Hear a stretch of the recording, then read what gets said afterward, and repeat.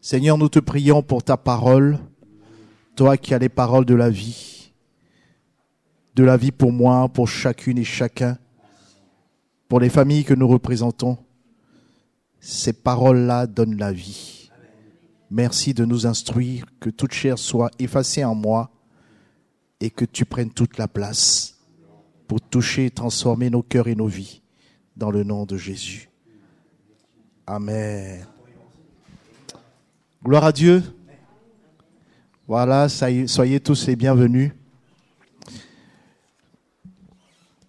Est-ce que tu peux afficher le verset? Là, mes bien-aimés, merci au groupe musical, que Dieu vous bénisse, merci à vous. Là, j'ai un billet de 20 €. D'accord? C'est pas le mien, c'est celui d'une bien-aimée. Elle va s'en servir pour faire ses courses tout à l'heure. Ce billet-là, je le froisse.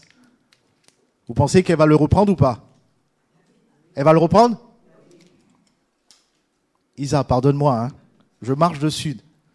Il y a de la boue sous mon pied. Vous pensez qu'elle va le reprendre ou pas? Je peux même aller plus loin.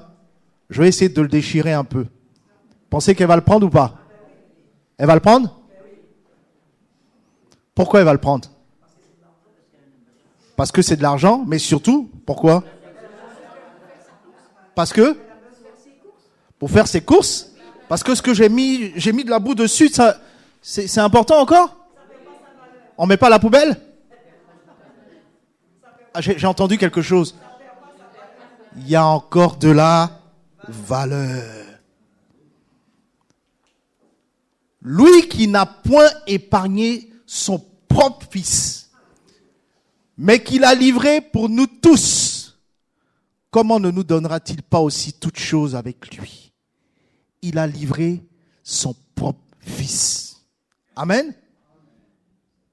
Il a payé le prix. Livré son propre fils pour toi, pour moi, pour chacun de nous. Merci. Quelqu'un disait dans sa prière, Seigneur, donne-nous de voir les choses comme toi. Et ce matin, c'est ce que le Seigneur veut faire à travers sa parole. Amen. Que nous voyons les choses comme Dieu voit les choses. C'est un peu ce que Cynthia nous a dit ce matin.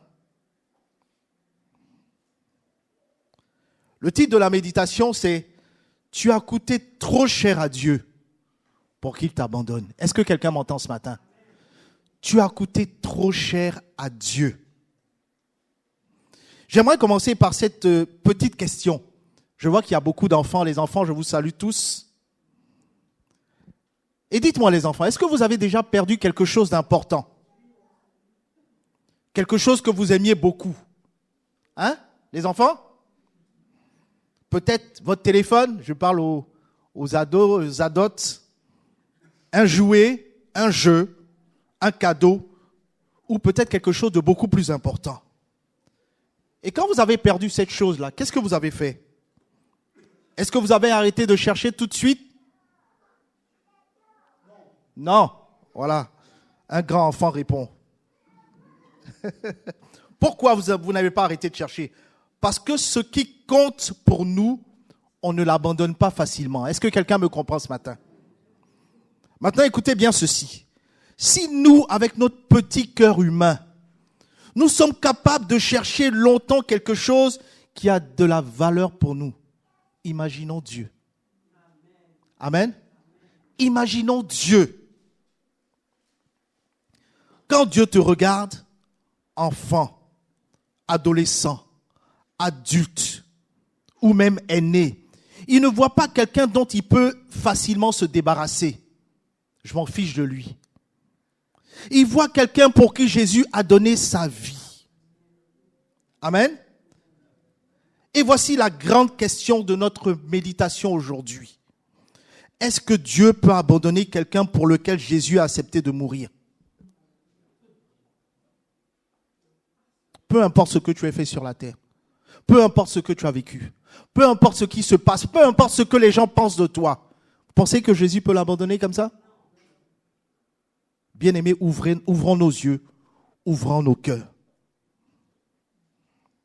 Et c'est exactement ce que Paul veut nous dire dans Romains 8, 32. Lui qui n'a point épargné son propre fils.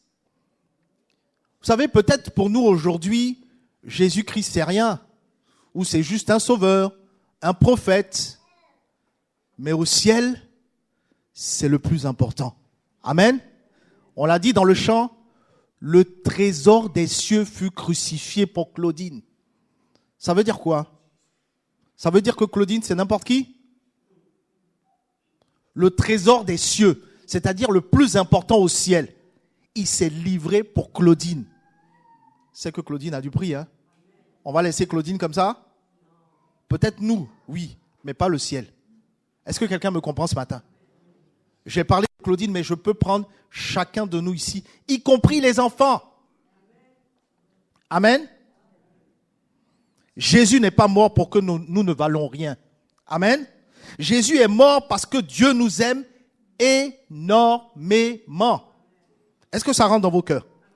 Les adultes, si Dieu n'a pas épargné son propre fils pour nous sauver, il ne va pas nous abandonner au milieu du chemin. Est-ce que quelqu'un me comprend? Même presque à la fin du chemin. Alors que tu aies 7 ans aujourd'hui, que tu aies 15 ans, que tu aies 30 ans, que tu aies 50 ans, que tu aies 80 ans, même 90 ans, la même croix te dit la même chose. Tu comptes pour Dieu.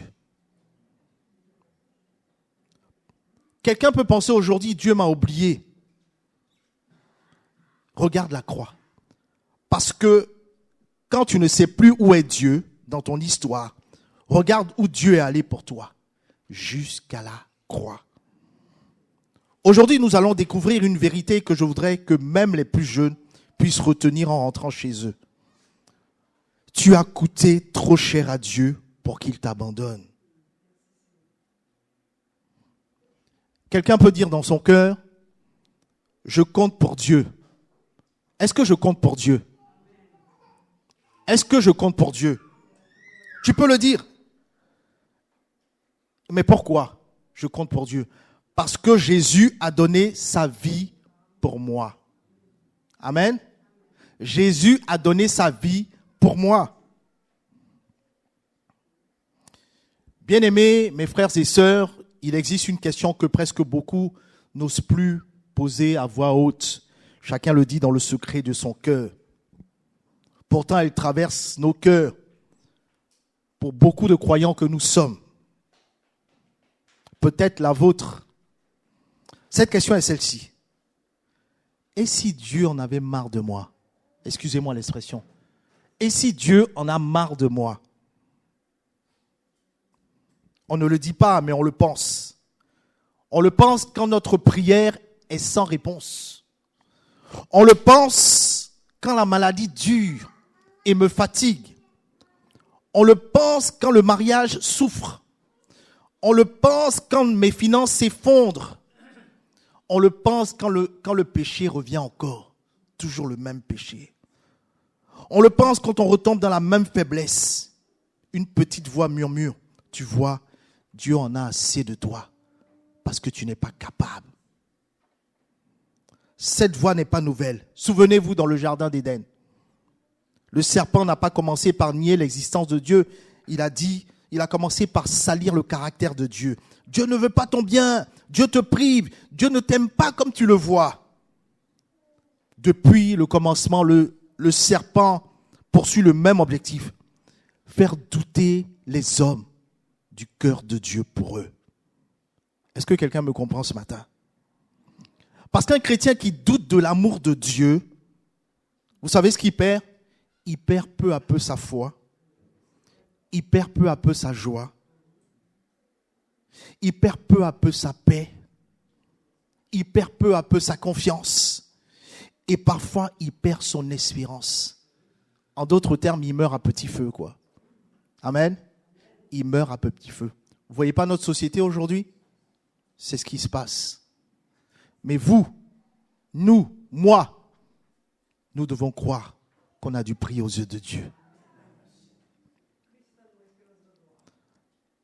Paul nous conduit devant ce tribunal. Il ne cherche pas à provoquer une émotion à ses lecteurs. Il apporte une preuve irréfutable, une preuve que personne ne peut contester. Cette preuve, c'est la croix. Amen. Il nous dit, regardez ce que Dieu a déjà fait et vous comprendrez ce qu'il ne fera jamais. Aujourd'hui, je voudrais poser une seule question. Elle reviendra tout au long de cette méditation. Si Dieu avait voulu t'abandonner, m'abandonner, pourquoi il aurait payé un prix aussi infini pour nous sauver? Amen. S'il veut t'abandonner, pourquoi il paye un prix aussi fort? Dans la vie, aujourd'hui, il existe une règle universelle. Plus le prix payé est élevé, plus sa valeur est grande. Amen. Plus le prix est élevé, plus sa valeur est grande. On peut penser à des vêtements, on peut penser à du mobilier, on peut penser à toute chose. Plus le prix est élevé, plus sa valeur est grande, n'est-ce pas? Ça, c'est ce qu'on pense dans le monde. Et quel prix Dieu a payé pour toi? Patricia, quel prix Dieu a payé pour toi? Esther, quel prix Dieu a payé pour toi? Le plus grand prix. Amen. La croix, bien-aimée, est la preuve qu'il a déjà fait le plus difficile. Paul, il choisit les bons mots. Il choisit des mots importants. Il ne dit pas simplement « Dieu a donné son fils ». Il dit « Dieu n'a point épargné son propre fils ». Son propre fils, c'est-à-dire ce qui était le plus précieux pour lui. Si je vous demande à chacun ici, qu'est-ce qui est le plus précieux pour vous? Voilà, Bernadette répond, nos enfants, d'autres répondront autre chose. Mais vous êtes capable de laisser cela? Non, jamais. Jamais au grand jamais. Mais vous êtes sortis d'un père qui s'appelle Dieu et qui réfléchit comme ça aussi. Amen. Il a livré son propre fils. Il voulait cette prédication-là, il avait fait avec l'histoire de Abraham et Isaac, n'est-ce pas? Il voulait faire comprendre à Abraham, qu'il aimait. Il a demandé à Isaac, livre-moi ton fils. Bon, Abraham l'avait compris, hein? Dieu avait plus d'importance que son fils, n'est-ce pas? Qu'il était prêt à le livrer. C'est là qu'est sortie l'expression, Dieu se pourvoira, parce que Dieu est important. Amen. Il a offert Isaac, le fils de la promesse. Le fils qu'il a attendu pendant 25 ans. Peut-être certains, on a des enfants, mais ceux qui cherchent encore des enfants, mais quand tu l'as après plusieurs années, tu ne l'abandonnes pas comme ça. Amen ou pas? Le fils impossible parce qu'il était vieux. Il n'avait même pas vos âges, il était plus âgé. Amen. Le fils unique de l'alliance, Abraham lève le couteau et au dernier instant, Dieu l'arrête. Isaac est épargné. Mais lorsque Jésus est monté à Golgotha, aucune voix n'est sortie dans le ciel pour dire arrête. Aucun ange n'est descendu. Aucun bélier n'a apparu dans un buisson. Les clous se sont enfoncés. La couronne a été posée. Les fouets ont frappé. Les moqueries ont plu. Et le Père n'a pas épargné son Fils. Est-ce que quelqu'un me comprend ce matin? Pourquoi? Parce que à ce moment précis, Angélique, il te voyait. Il me voyait. Il nous voyait. Il voyait chacun de ceux qui, un jour, ont répondu à son appel. Quelle vérité bouleversante. Avant que tu ne choisisses Dieu, écoute-moi bien, Dieu t'avait déjà choisi. Avant que tu ne prononces son nom, il avait déjà prononcé le tien. Avant que tu verses une larme de repentance, Christ avait déjà versé son sang. Dieu ne t'a pas aimé après ta conversion. Ta conversion, à la vérité, c'est le fruit de son amour. Donc réfléchissons un peu. Quelle est la chose la plus coûteuse que Dieu pouvait faire pour nous sauver? C'était quoi le plus? Qu'est-ce qui était plus coûteux? C'est créer des galaxies? Commander aux océans? Ressusciter un mort? Il n'a pas fait toutes ces choses. La chose la plus coûteuse, c'était de livrer son fils bien-aimé. Le ciel n'avait rien de plus précieux. Le Père n'avait rien de plus cher. Et l'éternité n'avait rien de plus glorieux. Et Dieu l'a donné pour toi et pour moi. Elle était tellement forte qu'il n'a même pas besoin d'y répondre. Comment ne nous donnera-t-il pas aussi toutes choses avec lui? Autrement dit, si Dieu a fait ce qui lui coûtait le plus, pourquoi penserais-tu qu'il refuserait ce qui lui coûte le moins? Amen. Imaginons un papa. Son enfant est atteint d'une maladie rare, une maladie qu'on ne soigne pas, une maladie étrange. Et le seul traitement médical coûte toute sa fortune. Le papa est fortuné, hein. Vous savez ce qu'il fait? Il vend sa maison, il vend sa voiture, il vide son compte en banque, il vend son entreprise et il donne tout pour payer le traitement médical de son fils. Parce que ce qui est important pour lui, c'est que son fils vive. N'est-ce pas? Ok. Et puis son fils, il a le traitement médical, tout se passe bien. Et puis, son fils lui demande un jour, quelques semaines plus tard, il dit, papa, tu crois que tu pourras m'acheter un cahier pour l'école? C'est quoi la réaction du papa? Il va sourire. J'ai tout payé pour que tu aies la vie. Et c'est le cahier que je vais te refuser. Bien aimé, parfois, malheureusement, c'est ce qu'on pense. C'est ce qu'on pense. Il a payé ce qui était cher. Amen. Le père a souri après avoir donné tout ce qu'il possédait pour sauver la vie de son enfant. Croyez-vous que le père, il va hésiter à donner quoi que ce soit à son fils? C'est le raisonnement que Paul nous donne. Si Dieu a donné ce qui lui coûtait le plus, pourquoi penser qu'il te refusera sa fidélité, sa présence et son secours? Donc quand on te dit Dieu t'a oublié, ne regarde plus tes circonstances. Regarde à la croix. Amen. Regarde à la croix. Quand l'ennemi te dit Dieu s'est lassé de toi, ne regarde pas ton passé. Regarde à la croix. Quand on te dit tu n'as plus d'avenir, ne regarde pas tes échecs, ne regarde pas ton avenir incertain, regarde la croix. Parce que la croix, c'est le langage de Dieu. Et la croix dit une seule chose. Je t'ai aimé jusqu'au bout. Jusqu'au bout. Mais quelqu'un pourra dire, Pasteur Yvan, vous avez raison, hein. Je comprends que Dieu m'a aimé à la croix. Mais depuis, j'ai tellement déçu Dieu. Il m'a demandé de vivre selon sa parole, mais depuis, j'ai tellement chuté.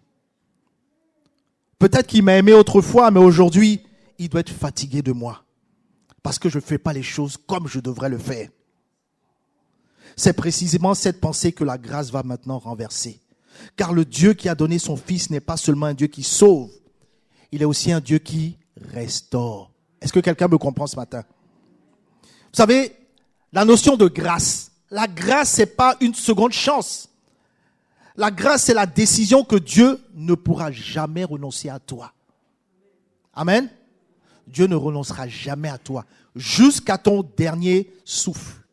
Est-ce que quelqu'un me comprend ce matin? Je suis hors sol, je parle à des gens, à des enfants de Dieu. Amen. Amen. Comprenez? Gloire à Dieu. Beaucoup d'entre nous pensent que Dieu les aime jusqu'à leur première chute.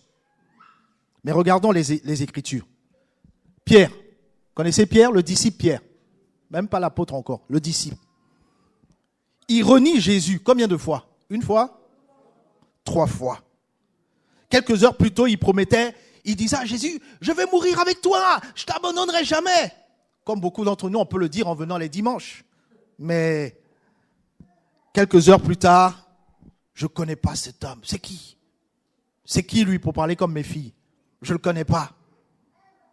Que fait Jésus après la résurrection? Il ne commence pas par lui donner une leçon. Il prépare un feu, du pain, du poisson. Pourquoi? Parce que la restauration de Jésus commence souvent avant les explications. Jésus pose 3 fois la même question à Pierre. Est-ce que tu m'aimes? Il ne rouvre pas la blessure pour humilier Pierre. Il la rouvre pour guérir Pierre. Je veux dire à quelqu'un, Dieu ne consulte pas ton passé pour décider de ton avenir. Il regarde à la croix. Amen. Il regarde à la croix. Là où le péché écrit la fin, la grâce écrit le recommencement. Nos fautes, nos manquements étonnent parfois les hommes, mais elles ne surprennent jamais Dieu. Dieu savait tout de moi avant de m'appeler. Je vous rassure, hein. Et moi, j'aime le raconter. Pour me rassurer qu'il sait qui j'étais avant. Amen. Rien de ce que on lui révèle aujourd'hui ne lui est inconnu. Il sait tout. Peut-être que vous, ça peut vous surprendre, mais lui, ça ne le surprend pas. Mais malgré ça, il m'aime. Qui accusera les élus de Dieu? Dieu est celui qui justifie. Qui les condamnera? Christ est mort, bien plus, il est ressuscité et il est à la droite de Dieu où il intercède pour nous. C'est Dieu qui justifie. Amen. Dieu t'a vu tomber. Dieu t'a vu galérer. Mais Dieu t'aime toujours. Il veut te relever, il veut te fortifier. Et quand bien même, quoi qu'on dise de mal de toi, c'est pas grave. C'est lui qui justifie. Nous les hommes, après, on peut s'arranger, on peut dire, bon, le temps est passé, c'est bon, je lui pardonne. Mais Dieu connaît la gravité de la chose. Et Dieu justifie. Amen. Et nous, on va vers Dieu, on demande pardon à Dieu. Dieu nous relève. C'est pour cette raison qu'il dit, 7 fois le juste tombe. Pour dire autant de fois que possible. Mais il connaît la fin. Je vous ai conté l'histoire de la femme de mon père, qui était une femme très méchante. Mais à la fin, Dieu l'a sauvée. Et puis, c'est pas quelqu'un d'autre qui l'a su, hein. C'est moi qui ai su l'histoire, parce que j'ai vécu avec elle. Mais Dieu l'a aimée. Il m'a dit, regarde. C'est pas une histoire que j'invente, hein. C'est pas un prophète. C'est moi qui ai vécu. Il me dit, regarde, je l'aime et je la sauve. C'est Dieu qui justifie. Claudine, peu importe tes faiblesses, peu importe les miennes, peu importe les chutes, peu importe les moments difficiles, c'est lui qui me relève pour le jour de Jésus-Christ. Est-ce que quelqu'un me comprend ce matin? C'est ça qui est le plus important. Mais le diable, il est très intelligent, hein? Lorsqu'il veut t'empêcher de venir à Christ, vous savez ce qu'il fait? Il essaie de te convaincre que Christ ne veut plus de toi. C'est bon, tu as trop péché. L'Église ne veut plus de toi. C'est bon, tu as fait trop de bêtises. Non, tu as gaspillé, tu as été méchant avec ta famille. Tu as fait ceci, tu as fait cela. Mais Christ t'aime. Amen. Depuis la croix. Il murmure, oui, Dieu t'a sauvé, mais regarde-toi maintenant. Tu recommences toujours les mêmes erreurs. Tu n'es pas à la hauteur. Tu l'as trop déçu et certains finissent par croire que Dieu les aime avec résignation, malheureusement. Comme si Dieu disait, oh ben écoute, Francis, je suis désolé, mais je suis obligé de te supporter. C'est comme ça? Il n'a pas entendu, Francis. Il a entendu? Je suis obligé de te supporter. Non! Je t'aime. L'évangile annonce que Dieu nous aime, pas par obligation. Il nous aime par nature. Amen. Dieu ne nous aime pas parce que... Dieu nous aime, pardon. Il ne nous aime pas parce qu'on est toujours bien. On fait toujours bien. On dit de belles prières. On se comporte bien. On est toujours bien. Non, son amour, même quand on est inconstant, son amour, lui, il est constant. La démonstration de la grâce avec l'histoire de Pierre. Lorsque Pierre, il marchait avec Jésus, il a vu les miracles, il a vu l'amour, il a vu les enseignements, il a promis, même si tous t'abandonnent, moi je serai là. La suite, on la connaît. Le coq a chanté. Imaginons le cœur de Pierre. Chaque chant du coq était comme un marteau qui frappait sa conscience. Pierre pensait probablement tout est terminé. Oh là, c'est grave. Ce que j'ai dit à l'église, ce que j'ai fait à l'église, tout est grave. Mais c'est là que Dieu me dit, m'aimes-tu? Il prépare du pain pour moi. Il prépare du pain pour toi. La stratégie du diable, on va la révéler, pas pour parler de lui. Il a 2 stratégies qu'il n'a jamais abandonnées. La première stratégie qu'il fait, avant le péché, il t'amène à pécher, il rend le péché attirant. Mais après le péché, il te dit non, c'est impardonnable, ça c'est fini. Jésus ne voudra plus de toi, hein, tu es éliminé. Il te tente avec le plaisir du péché et ensuite il t'accuse avec le poids du péché. Mais ce dimanche matin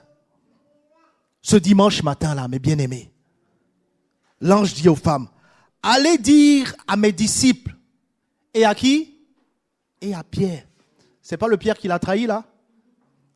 Allez dire à mes disciples et à Pierre.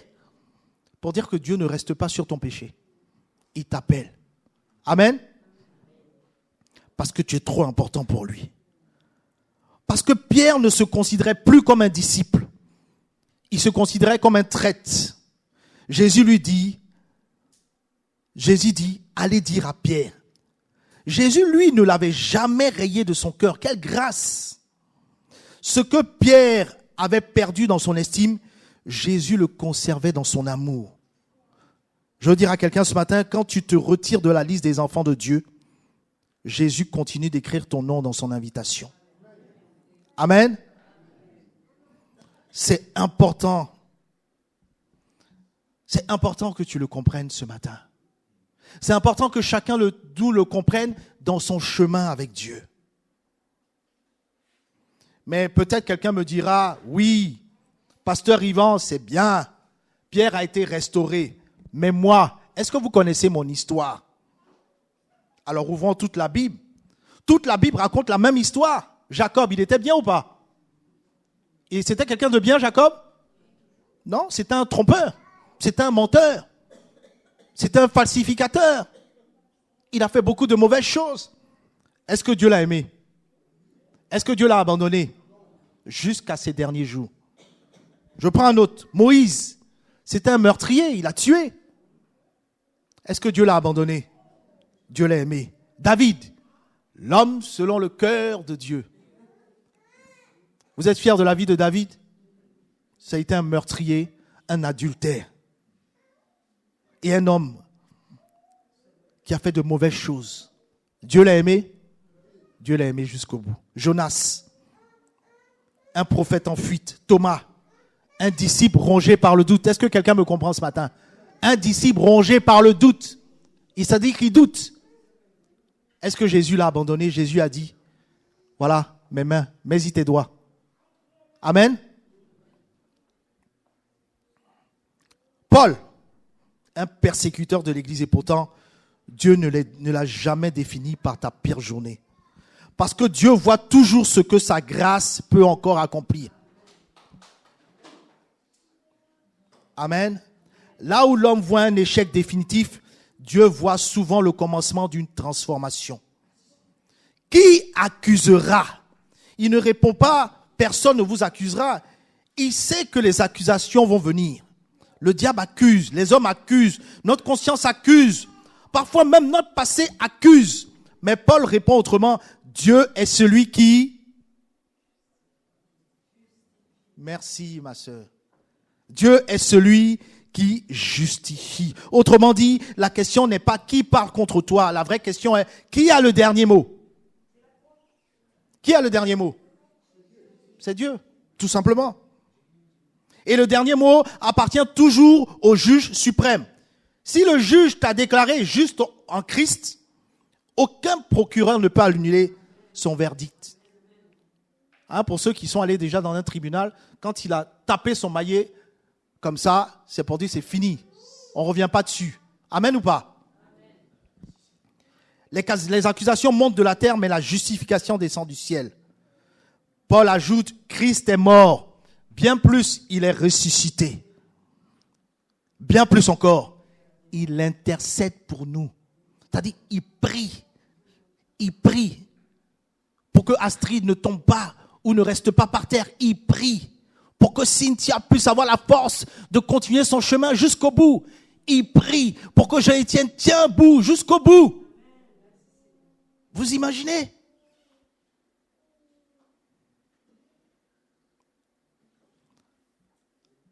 À ce stade-là, quelqu'un pourra objecter, je comprends que Dieu m'a sauvé, je comprends qu'il me pardonne. Mais alors, s'il m'a pardonné, s'il m'aime, Pourquoi je traverse encore la vallée? Pourquoi c'est compliqué? Pourquoi j'ai des problèmes de santé? Pourquoi dans ma famille, ils veulent pas se donner à Dieu? Pourquoi il y a tant de conflits? Pourquoi c'est si difficile? C'est précisément ici que Paul dit dans Romains 8. Rien ne pourra détruire ce que la croix a accompli. Qui pourra me séparer de l'amour de Christ? Tu peux mettre tout ce que tu veux, hein. La maladie, les moments difficiles, les problèmes dans mon entreprise, les problèmes à l'église, tout. Qui pourra me séparer de Christ? L'apôtre ne demande pas, est-ce que nous aurons des épreuves? Il sait que la réponse est oui. Nous aurons des épreuves et nous avons des épreuves. Amen ou pas? Il ne dit pas, est-ce que nous allons connaître des larmes? Il sait que la réponse est oui. Il pose une question beaucoup plus profonde. Est-ce que ces épreuves ont le pouvoir de te séparer de Dieu? Amen. Ça, c'est toi qui peux répondre, hein. C'est pas moi. Chacun répond pour lui. Est-ce que tout ce que je vis a le pouvoir de me séparer de Dieu? Non. Bien aimé, c'est important que on puisse avoir cette philosophie-là.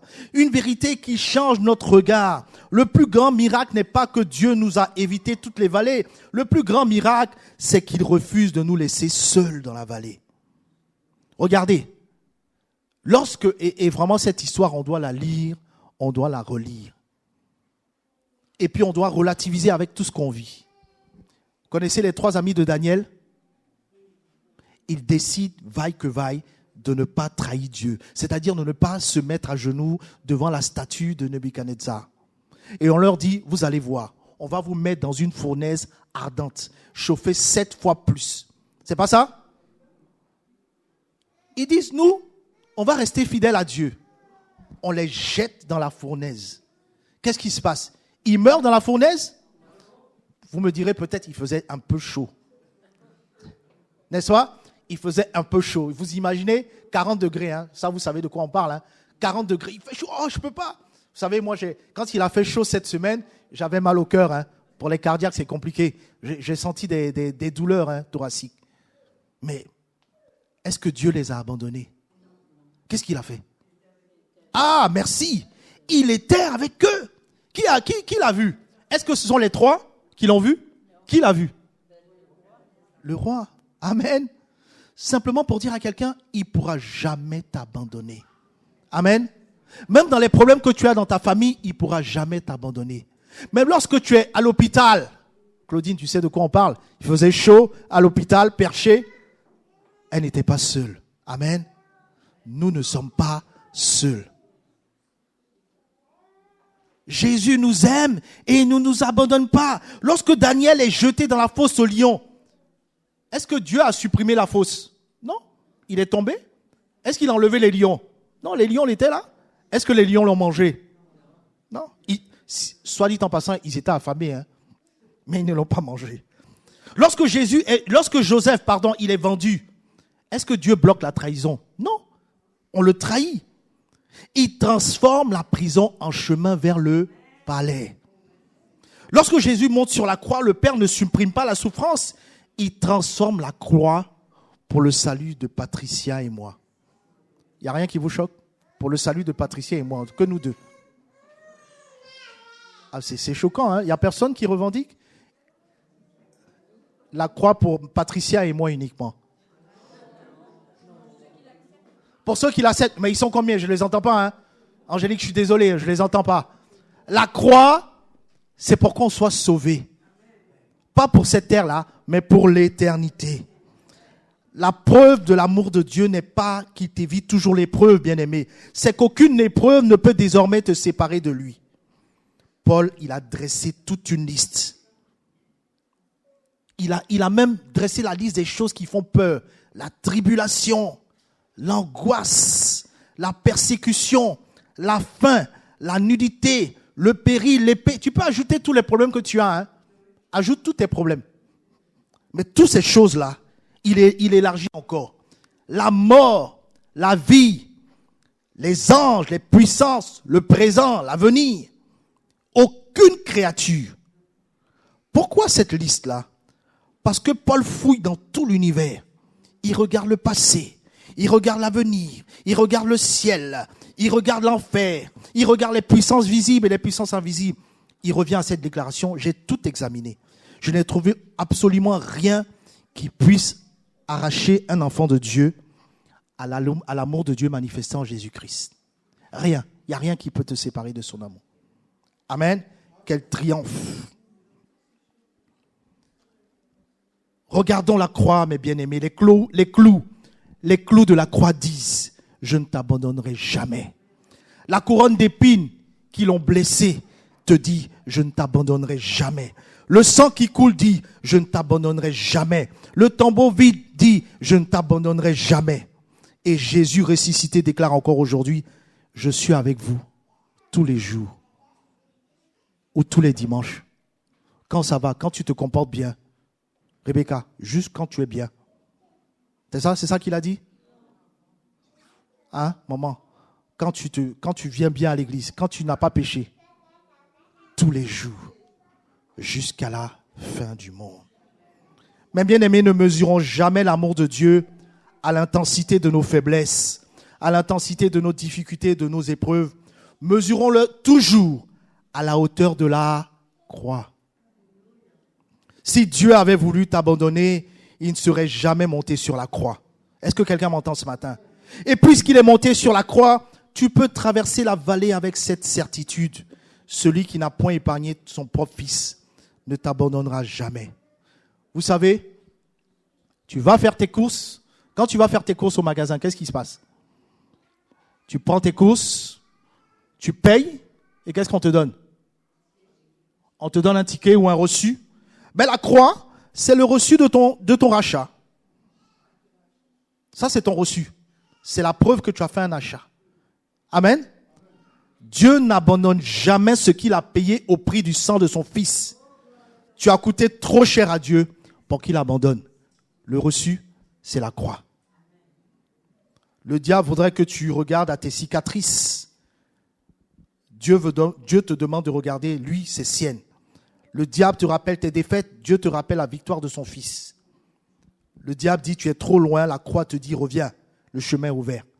Le diable te dit, tu as trop échoué, la croix te dit, là où le péché a abondé, la grâce a surabondé.